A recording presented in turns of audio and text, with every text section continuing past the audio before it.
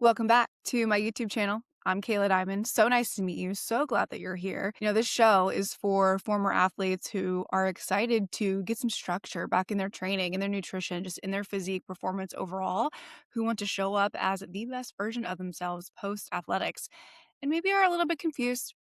Maybe not even confused is the right word, but a little bit lost or a little bit unsure and just needing a little bit of guidance in the right direction. Also, wanting to chat with somebody who gets it, who's been there, and who can validate how you're feeling in this moment. I was talking to one of my current athletes the other day who is also a fitness coach, very high performing, very go, go, go. And I said a few things to her in our weekly one-on-ones, and she was like, I really love having you here just to remind me the things that I already know, but I forget. And when we get reminded of the things that we already know, especially if you're somebody who knows a lot of information, you're very smart, it's just so fucking validating, and it's almost more value than just learning more shit. Most of the time, we need to be reminded more than we need to be taught. And I love that line. And I feel that line a lot of the times with guidance for myself. So that was really cool to hear that. I want to get into this show and just let you guys know that I'm fuck the script.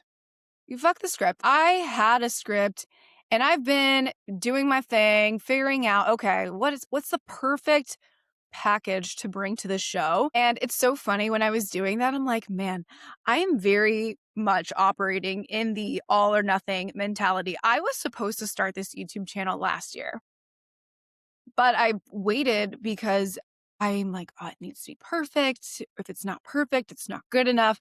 And it's so funny where those high performing mindsets creep in, not even just in training and in physique and performance development, but in your career as well, and just in the things that we do in everyday life. And I'm like, you know what, Kayla, stop it right now. Stop it right now, because I'm doing the very thing that I am mentoring all these women not to do. We don't need to wait for the perfect time. We don't need to package it all up in a perfect little bow and then present it. Yes, we need to do some preemptive planning. That way we're just not going and flying in the wind, but it doesn't need to be perfect. There's no perfect time. So we're going to get into 5 struggles that no one warns you about as a former athlete when you stop competing. Now, I'm sure that you've seen the trend going around on the 2016 us. But 10 years ago, everybody's posting their carousels on Instagram. Everybody's posting stories about their lives 10 years ago. And I did that the other day, and I can link it below. And I'm not gonna lie to you guys, 2016 was really fucking awesome for me. I saw so many posters like, oh, 2016 was the year that broke me and built me up. I am who I am because of what happened in 2016. All in 1 year, I competed in powerlifting for the 3rd or 4th time. That was actually shit. That was my last powerlifting comp now that I think about it. Well, that's fucking sad. So I competed in my last powerlifting meet. PR'd, of course, so I ended on a good note. And then I also competed in a figure competition. I had done 2 bikini competitions prior, one in 2013, one in 2014.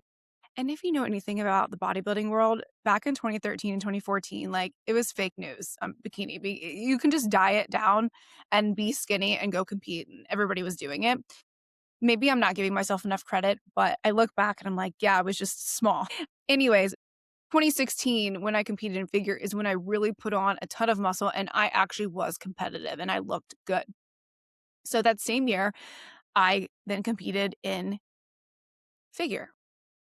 And after my show, I rebounded and gained 30 pounds, which is a story for another day.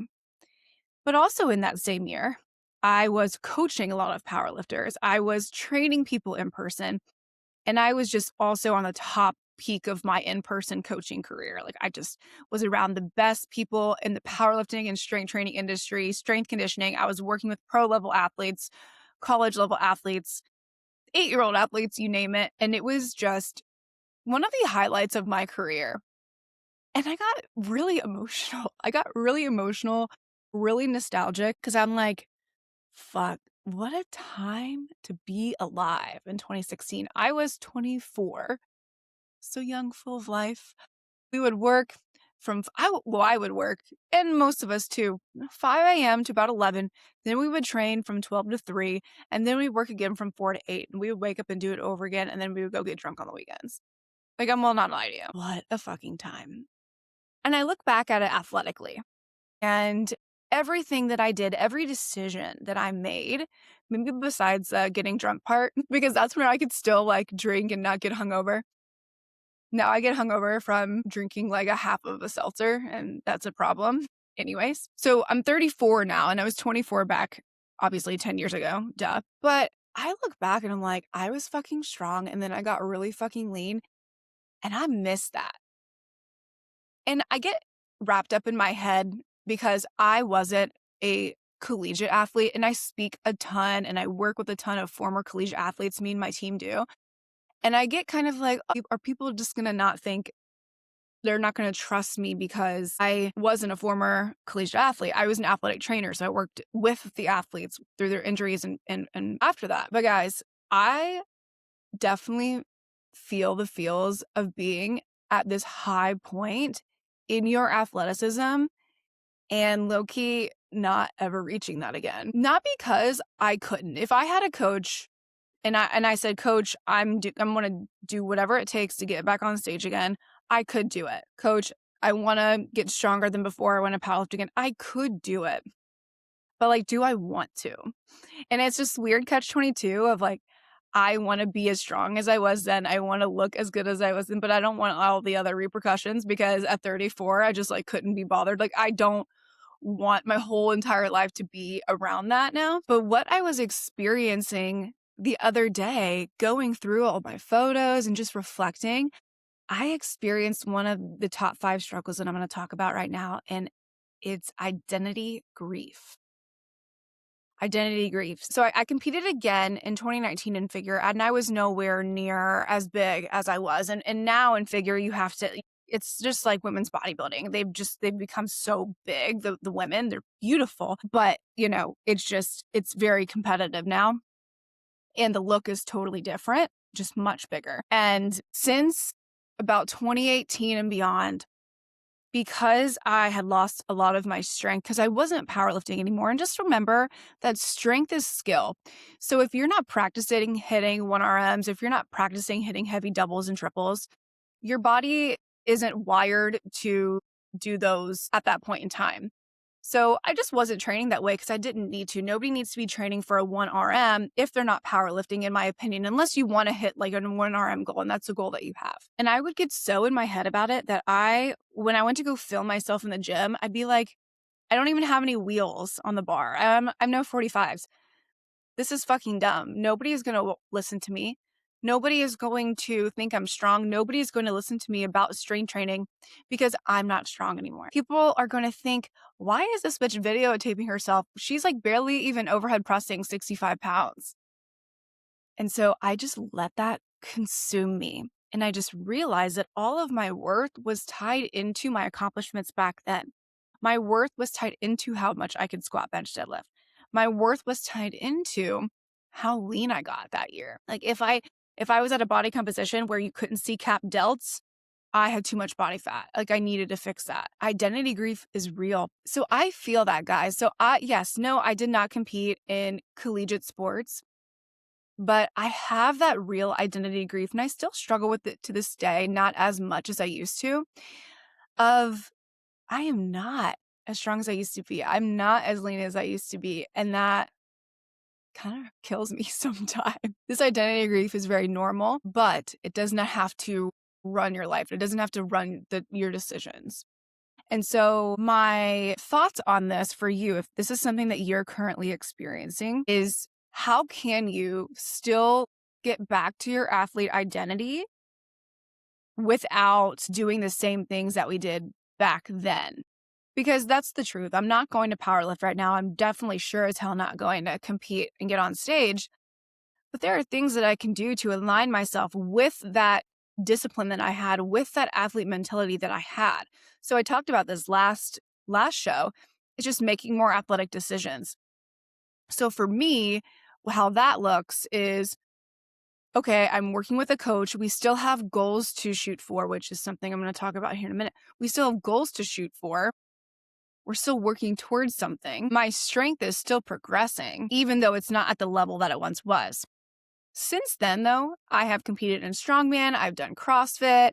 I did another figure show. So I've done little things, and that's the cool beauty about is continuing to stay in your athletic identity because you can get to a point where you want to maybe sign up for Spartan races or sign up for marathons or, play pickup or whatever you want to do because you're athletically prepared for anything now, even though it's not what it once was. And that is okay. So it's just about accepting that this was that version of you and you're in a different, beautiful version of you now, but it's just like it's just different.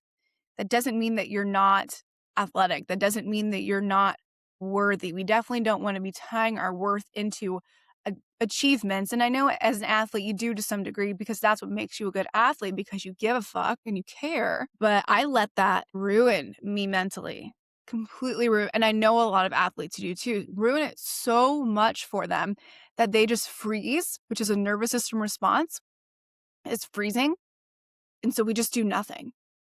And then we mask it as the all or nothing mentality, but you're not doing the all. You're not doing the all because you're frozen. So you make yourself feel better by saying, oh, I'm an all or nothing person, but you're not doing the all. So we do the nothing most of the time. That's because we're tying into that identity grief and we're holding on to that identity grief. So you got to let it go, sis. If we're not letting that go, we can accept it. We can be at peace with it. We don't have to be happy about it. We can still shoot for the performance that we had back then. You can do that. But if you continuously harbor that grief and that sadness around those things, you're never going to get to where you want to be because there's things that maybe you're not forgiving yourself for. Fuck, like I'm so mad that I got out of that. If I would have just kept powerlifting, if I would have just kept treating my off season more seriously as a bodybuilder, I'd be in such a different spot. We say those things all the time in our head. And so if we continue to play those thoughts over and over again, it's going to get in the way from us really achieving anything else. So we've got to let that go. So that's one of the top 5 struggles is that emotional struggle of identity grief. This next struggle is a little bit more fun, less heavy to talk about. It's a cognitive struggle and it's decision fatigue. So unrelated to athletics, but relatable with my girls watching. I don't know what the fuck to do with makeup. Like us millennials, we just like put it on and hope for the best and it, like came off by the end of the day. We were like, who gives a fuck? So now we have all these beautiful Gen Z girls on TikTok doing their makeup routine. And I'm like, 2026 for me is the year of upgrading. I just like need to upgrade things. I'm going to be 35. I want to upgrade everything about my life. My life is already so great. I have such great habits. I'm doing the things that I want to do, like another level of it. This year, I'm going to upgrade my makeup. Okay, so those of you watching on video, how do I look? This is not by accident. I walked into Sephora and I grabbed the girl with the best makeup and I said, can you help me? I want these things. What best products do you have? And she literally walked me around the store for 30 minutes. She matched the shade of foundation to my face. And before I knew it, and a couple $100 later, I'm not going to lie to you, I had a beautiful new like makeup routine. The amount of decision fatigue that lifted from me, I can't even tell you how good that felt. I have been thinking about this for months. I'm like, I need to upgrade my makeup. Like, I just don't like the way that this is looking. Wow. Just asking for help and having somebody who knows more than me figure it out for me and over half the time was so freeing and so nice. And now I'm super happy with the result. I feel good about it. I feel good about the investment because I know that's going to last me a long time. Decision fatigue. I talk with so many women who are moms, business owners, high performers. And when I say high performers, you get shit done. Like you do things and you want them to be done well and you have pride in your work and you have high standards for yourself. That's what I mean by high performer. You're high up at your job. Like I said, you're a mom, are making all of these decisions for everyone all day, every day.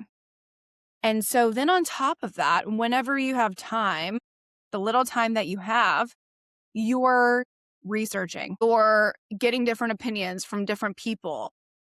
And you're becoming overwhelmed with all of this information. And you're like, what the fuck do I do? And you have to make more decisions for yourself. And your brain is burning so many calories. You are running on fumes. So decision fatigue is real. What decision should I be making? We spend so many hours of our day making little tiny decisions. My decision to wear this really cool Honor Active. This is not sponsored. I wish it was. Somebody send this to Chrissy. My Honor Active lounge set because I'm on day 1 of my cycle and we're just comfy over here. My decision to go to Sephora, have them help me with all my makeup decisions. My decision to put electrolytes in my water today because I woke up with a headache. My decision to buy this microphone so this sounds good. So many decisions. I think we make 48,000 decisions every day. Why should your health and fitness, performance, physique be one that you have to make? You don't have to make that decision. I would suggest having one cook in the kitchen. When we're overwhelmed, it's because we have too many cooks in the kitchen. We're getting so many different opinions and ideas from every which way, which just mixes up into a whole bunch of shit that we're like, oh, fuck that. I'm just going to continue to do nothing. And I've just wasted all of this time that I don't have. So decision fatigue is real. Now, how you can fix this other than the obvious of hiring a coach, yes, you know that. You know that outsourcing your decision making is going to be what you need to do. I outsource my decision making at Sephora. I mean, outsourcing, you ever get in the chair to get your hair done and the hairstylist is like asking you a bunch of questions and you're like, I don't know, like, what do you think? Like, what do you think looks good? I know I definitely do that. Oh my gosh, my husband, he is that person when we go out to eat. He can't make a fucking decision on his food to save his life. And so he will ask the waiter, what do you recommend? Yes, outsourcing decision making is number 1, but I think that's the obvious number 1. And I think that that's a no shit.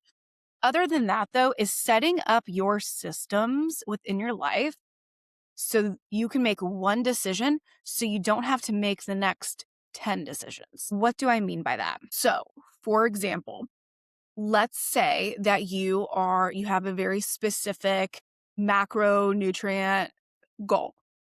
Let's say that you're in a mode of tracking your macros, so your protein, your carbs, and fats. You have supplements that you need to be, taking with breakfast every single day. And so instead of waking up, rushing around, deciding what to make for breakfast, remembering to take your supplements because you have to get them out of the cabinet, all of these things. If you just set your system up of, okay, I know I always have my coffee. All right, so you have your coffee. And as you drink your coffee, you're pre-tracking your food for the rest of the day. Again, one decision, so you don't have to make the next 10 all day. And then when you get done pre-tracking your food, you eat your breakfast, and on your counter, your supplements are all right there. So that's what I mean by setting up your systems. So that way it's 1, super easy to hit your goal. And 2, there's no like real decision making power that needs to be happening there because it's just all right in front of you and you just robotically do these things. So thinking about like what systems that you could set up. Another really good example of this is just setting up your week for success on like Sunday or Saturday and say, okay, well, you know what? Whether I like it or not, I'm going to go work out as soon as I get off of work and I'm not going to go home first. And what I'm going to do, I'm going to set my gym clothes out the night before. I'm going to put them in my gym bag. I'm going to put my gym shoes in my gym bag and I'm going to put that shit in my car. It's there. It's done. I'm going to put my protein powder in my shaker bottle and also put that in my gym bag. So now, I mean, there's really no decision making. You just have a system that's really easy that you follow. So I would say setting your systems up so easily around you to make your goals easier, but also make one decision so you don't have to make the next 10. Now let's talk about a physiological struggle that a lot of former athletes deal with post-competing is how to eat. But I'm going to use this example in terms of a former collegiate athlete because I worked with a lot of them very closely And I'm still friends with a lot of them to this day. I've actually coached a lot of them within my coaching business and Evolve post-athletic career, mind you. Okay, you had access to all the food that you wanted to in college. You can pretty much eat whatever you wanted to. If you were a swimmer, for example, 2-a-days, dry land, you were doing a lot of shit and you ate a lot of food. And I know that because I worked with swimmers, and y'all can put some food down. It is very different when you stop swimming twice a day and doing dry land, and then you go sit at a desk in a desk job and you park your butt in a chair for 8 hours a day, and you're so stressed about life because you didn't have to worry about that when you were in college, that you're so stressed, you're sitting at a desk all day that you can't just eat like whatever the fuck you want anymore. So your fueling strategy needs to look a lot different. And a lot of athletes that I talked to who were really successful back in college never tracked their food because you didn't need to. But now, as we are in life, as our training looks a little bit different, a lot of bit different, actually, we do need to be intentional with how much protein, how much carbs, how much fat we're getting. Because if we're not, then that is where former athletes really struggle, is how the fuck has it been 3 years and I've gained 30 pounds? Like, one, the time went by like this, but how did this happen? And it's because like we don't have any pulse in our nutrition. Maybe the most that you've done is saying, okay, I'm going to eat clean, or I'm going to eat healthy, or I'm going to watch my protein intake, meaning I'm going to just like add a couple chopsticks in my day and have some eggs in the morning, which doesn't really get you that much more than what you probably already were eating. So you know how to make good choices, but we still don't have the exact ratio caloric intake that we need for our body and what we're doing right now. So something really great that you can adopt right now is just start tracking your intake. Don't even go off of a goal yet. Just don't even go off of a goal yet, and just start having awareness. Tracking your food is not toxic. It's self-respect. We look at tracking and Evolve as fueling and making sure you're eating enough of the right things. Some women that I talk to who have tracked before, whether in college or whatever, tracked for, I have to stay underneath this weight, or they had some sort of body dysmorphia, or they were getting too obsessed with it.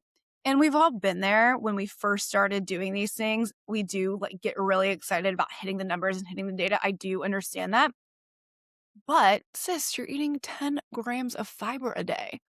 What? We're adults. We need 25 to 30 to 35 grams of fiber a day. You are not eating near enough protein for the muscle mass that you say that you want. You are not eating enough calories for the muscle mass that you say that you want. Or it's the opposite side of that pendulum of we're eating super clean Monday through Thursday, Friday, Saturday, Sunday comes up, and we're, doing work events, we're drinking alcohol, we're going on the other side of this, and we're not eating a lot, but we're eating really high calorie foods that put us in an energy surplus. So that way we're eating more than what we're expending, therefore slowly gaining over time. So there's two different ways that you can definitely be falling here. You can be falling in the underfueling. You could be falling in the overfueling or overeating. But what I find is most athletes are right in the middle, is like underfuel all week and then overeat on the weekends, which leads to a lot of other issues and can still lead to weight gain.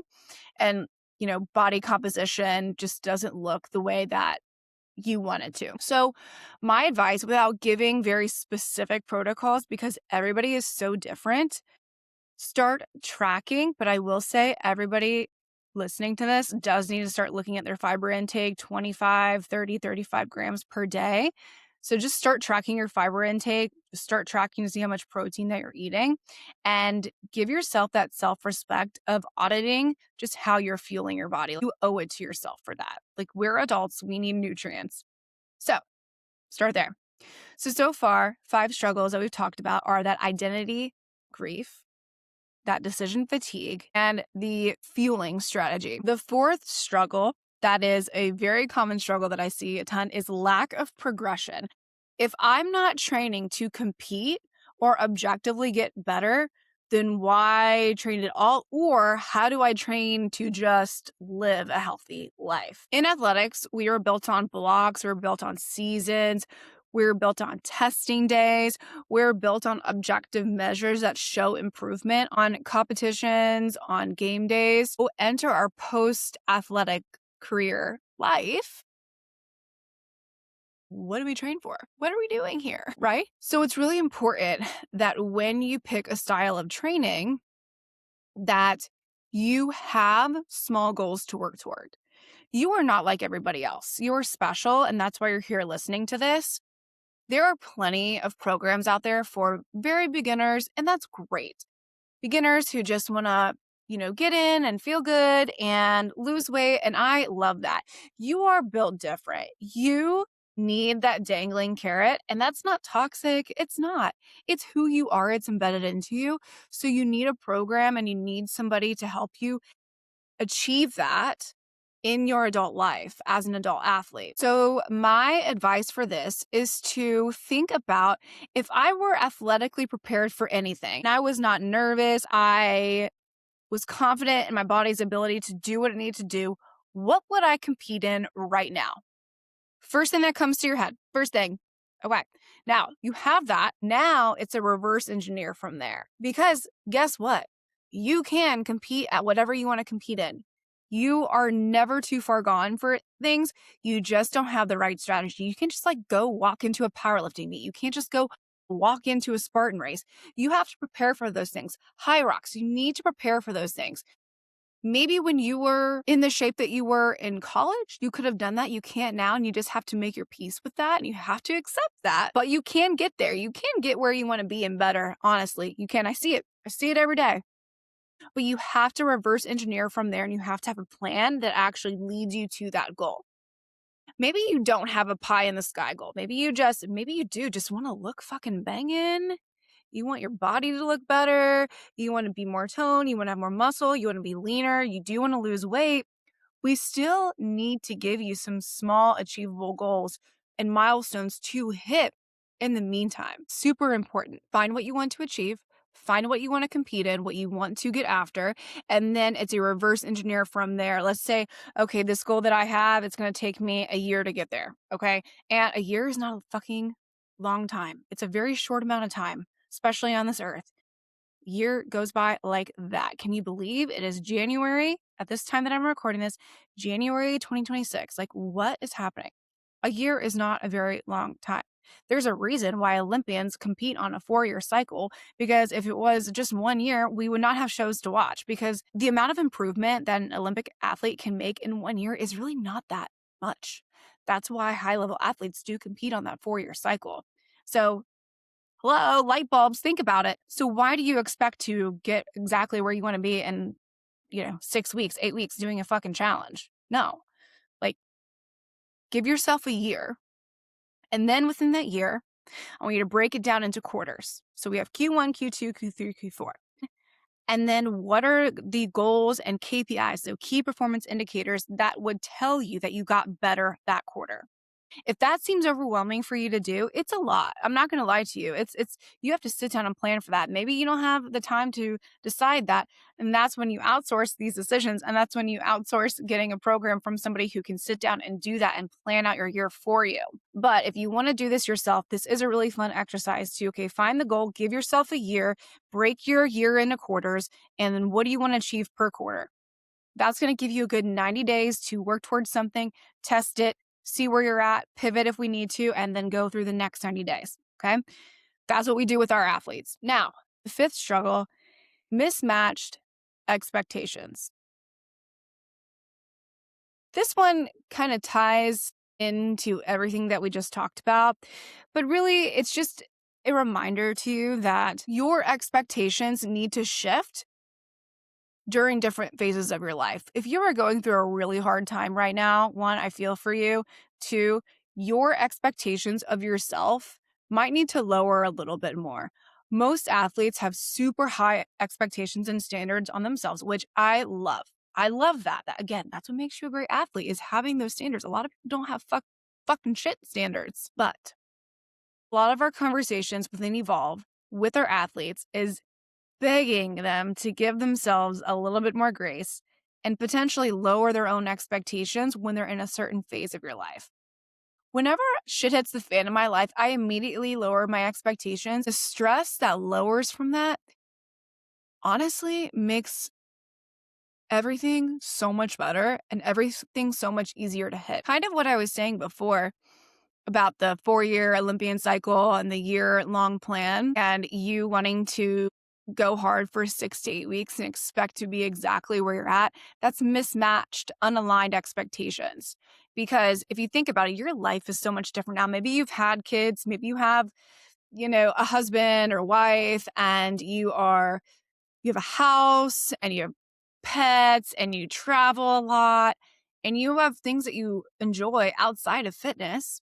All of those things have to be taken in consideration with what outcome you want. So if you're finding yourself getting really frustrated with your progress, I'd take a hard look at your expectations of yourself. Are they aligned? Like, are they truly aligned? I want you to get so painfully honest with yourself because you deserve that. You owe that to yourself to be painfully honest.